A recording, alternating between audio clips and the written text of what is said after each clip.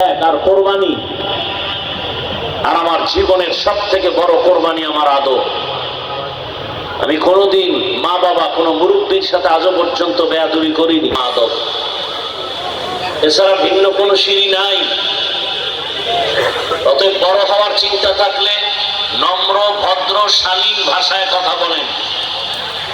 আপনাকে মানুষ এতটুকু বলুক ছেলেটা ভদ্র, আর কিছু দরকার নাই। এটা আপনার জীবনের সফলতার একটা পুঁজি।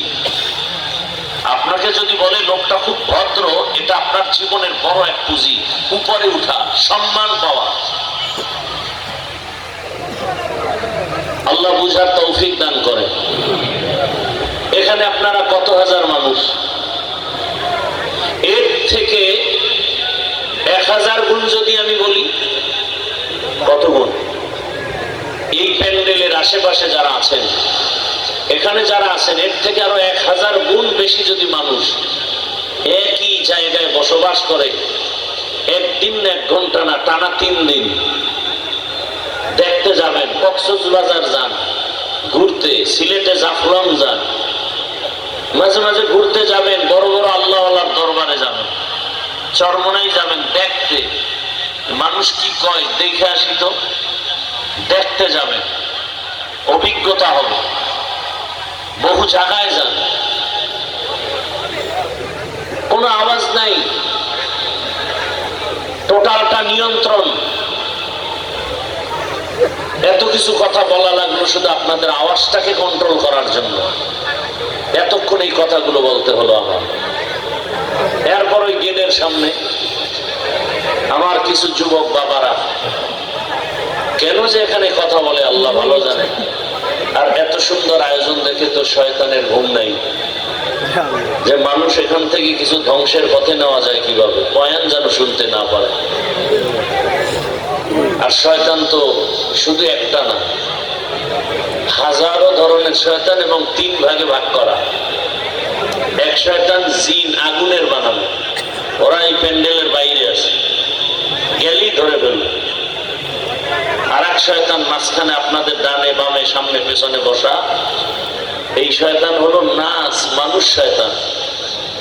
আর এক শয়তান আপনার বডির মধ্যে আছে, এটা হলো নফস শয়তান। এত শয়তানের ধাক্কা খাইয়া নিজেকে ইমানের বলে বলিয়ান রেখে বয়ান শোনা বড় কঠিন বিষয়। আল্লাহ আমাদের সব ভাইকে হেদায়েতের দৌলত দান করেন। তাহলে আপনাদেরকে জিজ্ঞাসা করতেছিলাম তো এই কথাটা, আপনারা আসলে কি মুজিব সৈনিক না রসুলের সৈনিক? আপনারা জিয়ার সৈনিক না রসুলের সৈনিক? এরপরও বলবেন না, না বললে তো 2-1 পয়সা পাওয়া যায় না। কিছু পয়সা পাই, এরপরে আবারও একটু পয়সা পাবো নির্বাচনের আগের রাতে, তাহাজ্জুদের টাইম, বরকতের সময়, তখন আরো কিছু বস্তা পাবো টাকার হাদিয়া। জিয়ার সৈনিক না বললে তো টাকা আসবে না। আমি বলবো, আপনি জিয়ার সৈনিক বলবেন কি না বলবেন সেটা আপনার একান্ত বিষয়। যেহেতু আপনি মুমিন মুসলমান, সে জবাব আপনি আল্লাহর কাছে দিবেন। আপনি মুজিব সৈনিক দাবি করবেন কি না সেটা আপনার একান্ত বিষয়। থাকে কেন? কোরআনের বিরুদ্ধে কথা বলা হয়, সেখানে আপনার জবান বন্ধ কেন? আযানের বিরুদ্ধে কথা বলা হয়, সেখানে আপনার জবানটা বন্ধ কেন? এত মুসলমান থাকতে, এত মাদ্রাসা, এত মসজিদ, এত আলেম ওলামা থাকার পরেও কেন আজ আমরা অবহেলিত, বঞ্চিত, লাঞ্ছিত, অপমানিত? কেন এখনো আমার বোন ধর্ষিতা হবে? কেন এখনো বাবার সামনে মেয়েকে উলঙ্গ করে ধর্ষণ করা হবে? কেন এখনো স্বামীর সামনে স্ত্রীকে উলঙ্গ করে ধর্ষণ করা হবে? কেন এখনো পাথর দিয়ে মানুষ মারা